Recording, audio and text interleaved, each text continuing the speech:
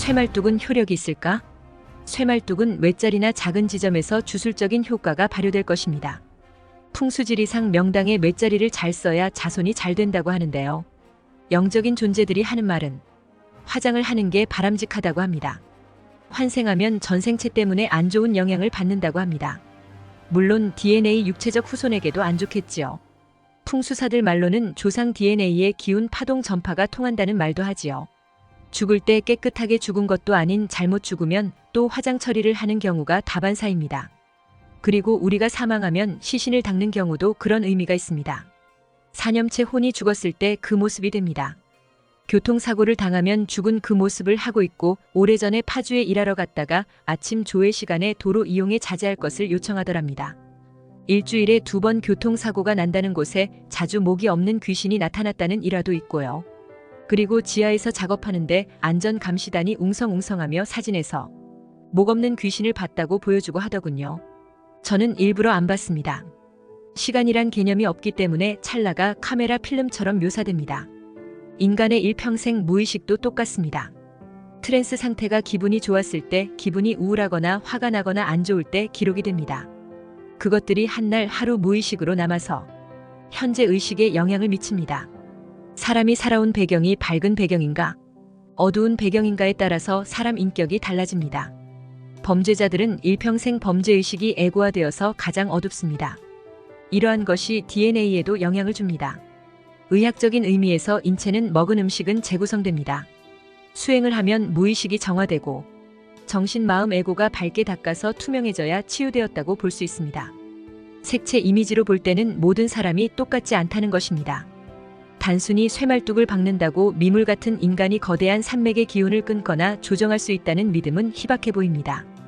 다만 주술적인 의미에서 쇠말뚝과 여러 가지 주술을 더해서 일본에 건너가 수많은 법사들이 매일 같이 주기적으로 1년 내내 주술 기도를 드리는 방법을 통해서 어느 정도 조금 영향을 줄지도 모릅니다. 쇠말뚝 크기도 1M보다는 수미터 커야 하지 않을까요? 쇠말뚝은 하나의 피를 친 역할이 될 것입니다. 심령적인 전파를 받는 안테나 역할일 것이라 봅니다. 예를 들어 어느 쿤달리니 수행자처럼 불보살 일을 잠시 하는 경우는 미션을 받아서 한반도 지각 변동에서 피해를 최소화하기 위해서 미래 한반도의 불보살로서 나타나서 한반도 피해를 최소화했다는 내용이 있습니다. 일본은 바다 밑으로 가라앉았고 중국은 거대한 산맥이 형성되었고 한반도는 그래도 피해가 적지만 중국 열도에 한반도가 붙었다고 합니다. 그리고 한반도에 많은 사람들이 살아남았다는 내용인데요. 아마도 예언서 이야기를 더해서 판타지처럼 체험을 했나 봅니다. 사실 여부는 알 수 없습니다. 불보살이란 신급 능력이 있기 때문에 가능할 것이라고 봅니다. 체험담을 보면 역사적으로 유명한 스님들 사명대사나 이런 분들의 공력이 강력한 것 같습니다. 일단은 우리가 신통력으로 알려진 것들 중에는 고차원 감각, 천사적 감각과 염력을 분리해야 하는데요. 일반적으로 고차원 감각은 알아차림으로 끝나지만 다른 염력은 3개 능력이라서 쓰면 쓸수록 업이 쌓인다고 합니다. 그래서 부처 같은 스승에게 입문한 제자들은 처음부터 다시 수행을 한다고 합니다. 염력은 축지법, 공중부양, 글을 쓰는 법, 물 위를 걷는 법, 온갖 신통력이 있습니다. 사람들은 이것을 초능력이라고 부릅니다. 해탈한 불보살들이 쓰는 신통은 3개 신통력과는 차원이 다른 방식의 신통이기 때문에 작용 방식이 다를 것으로 보입니다.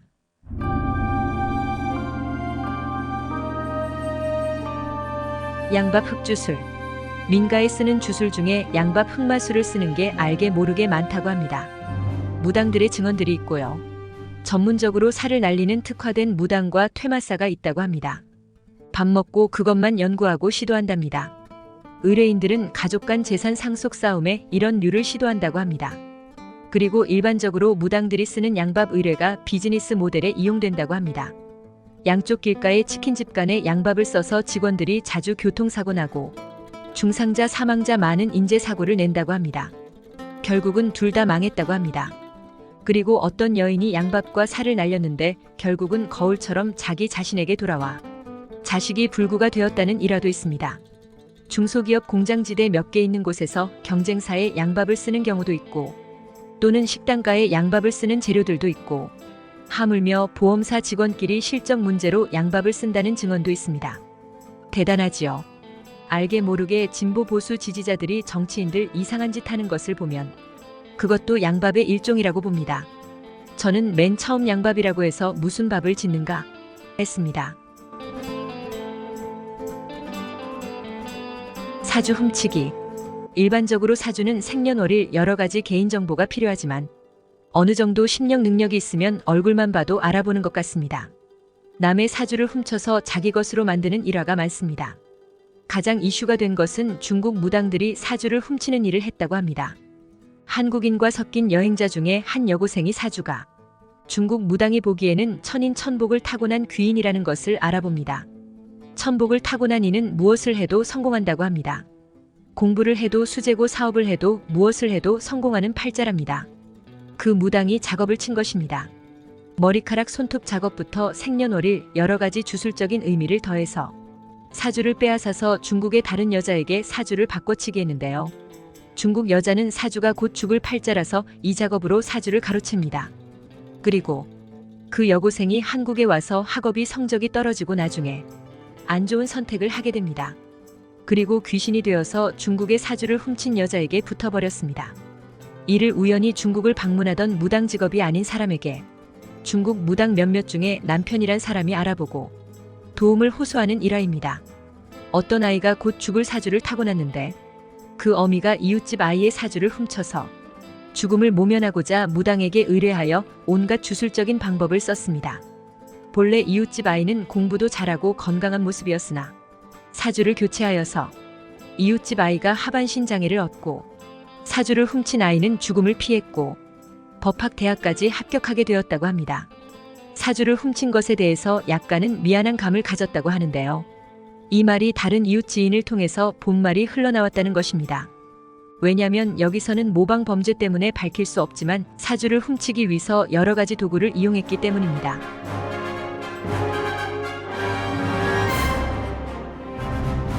액바지. 시바지는 들어봤어도 액바지는 처음 봄새. 이 액바지 이야기는 크고 작은 에피소드들이 매우 많습니다. 건물과 관련된 일화부터 해서 여기서는 규모가 큰 종교단체 중소기업형 민속적 종교단체가 연루되었다는 것입니다. 호화찬란한 대궐 같은 종교시설에서 운영하는데 많은 신도들이 있다고 합니다. 그쪽 교주나 대표는 인상이 온화한 모습을 하고 있지만 양의 탈을 쓴 늑대와 다를 바가 없었답니다. 피해자를 엮는 방법은 일종의 낚싯밥이 있고 걸려들게 되는 것은 주로 사업을 하다가 망한 사람들을 골라서 컨설팅 교육과 회를 주도하여 여러 가지 미션을 주게 합니다. 그리고 입회한 사람들이 어떤 사업을 하던 다시 일어설 수 있게 조정해주고 자금을 대출해 줄 수 있고 무슨 미션을 주면 일당까지 준다고 합니다. 그렇게 조금의 긴 시간 동안 교육을 받은 사람들이 나중에 본 피해를 당하는 큰 종교시설에 방문하여 3일 동안 그곳에서 잠자고 밥 먹고 원하는 모든 것을 준다고 합니다. 혹 여자가 필요하면 여자까지 대동시킨다고 합니다.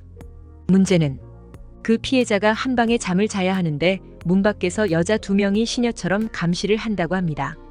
이 사람이 답답해서 밖에 나가서 담배 피우는 것까지 감시를 한답니다. 나중에 피해자가 꿈자리가 악몽이 연속이어서 침대를 살펴보고 발견한 것은 돌침대 밑에 겹겹이 사람 머리카락과 손톱뱀 허물 그리고 사람 손가락 같은 게 보이더랍니다.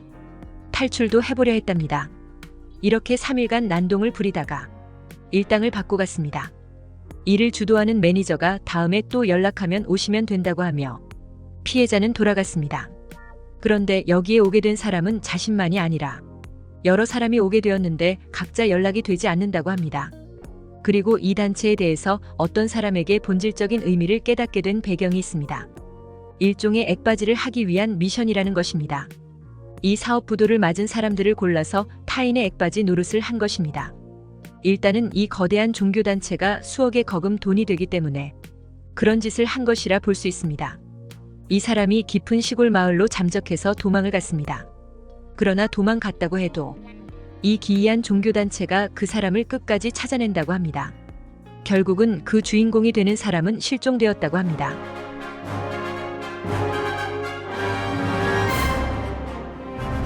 귀신보다 사람이 무섭다. 범죄에 관련된 개인정보는 전국적으로 심부름센터 흥신소와 브로커들이 깔려 있습니다. 공공기관 인프라부터 통신사 직원까지 연루되는 경우인데 종종 개인정보와 관련된 뉴스로 알려졌지요. 공공기관 공무원이 흥신소에 개인정보를 넘겨서 살인사건이 난 경우입니다. 또 해커 앱을 통해서 하는 방법부터 통신 인프라 딜러 브로커들이 형성되어 있다는 것입니다. 그래서 국내만이 아니라 외국에 도피를 해도 끝까지 사람을 찾아낸다고 합니다.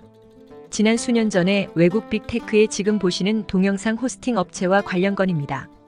GPS 꺼놔도 위치 추적이 된다고 고발 경고한 적이 있지요. 또 러우전에서 스마트폰은 통신 감청과 위치 추적이 됩니다. 지금 중동에서 벌어지는 사태에서도 스마트폰은 통신도 감청과 위치 추적이 되어 병원 의사가 폭격받는 일, 취재 기자가 폭격받거나 총 마이너스 당하는 일부터 UN 직원 100여 명 이상이 어떻게 되었고 또 지금 뉴스에서도 UN 직원 400여 명이 마이너스 마스다라고 이슬이가 주장하고 UN 직원이 고문을 받아서 거짓 증언했다느니 하는 말들이 많습니다. 230만 명의 해변의 보급품을 받기 위해서 몇만 명이 몰려왔는데 나머지 220만 명은 어디에 있습니까? 3만 명이 아니라 100만 명이 하늘에 가셨는지는 아무도 모릅니다. 전기 차단 수돗물에 무엇을 넣었는지도 탈도 나고 하늘에서 불꽃이 떨어지고 사방에 쇠구슬이 날아다니고 온통 지옥처럼 변해버린 세상에서 그들에게 희망이 있겠습니까? 마치 무인도 인간의 최악의 조건을 실험하는 것처럼 보일 수 있습니다. 일본군이 저지른 마루타 같은 독일이 저지른 실험 같은 것들을 떠올릴 수 있겠지요. 세상에는 사이코패스들이 넘쳐나고 있습니다. 인구 3%만이 폭력을 행사할 수 있습니다. 대한민국 5천만 명 인구의 인구 3%는 120만 명이 폭력을 행사합니다. 그래서 매일같이 끊임없이 폭력 사건이 벌어지는 것입니다. 그것만이 아니라 많은 범죄가 여기에 포함되지 않았습니다. 사기부터 여러 범죄 유형들이 나타납니다. 그럼 여기서 이야기를 마치도록 하겠습니다.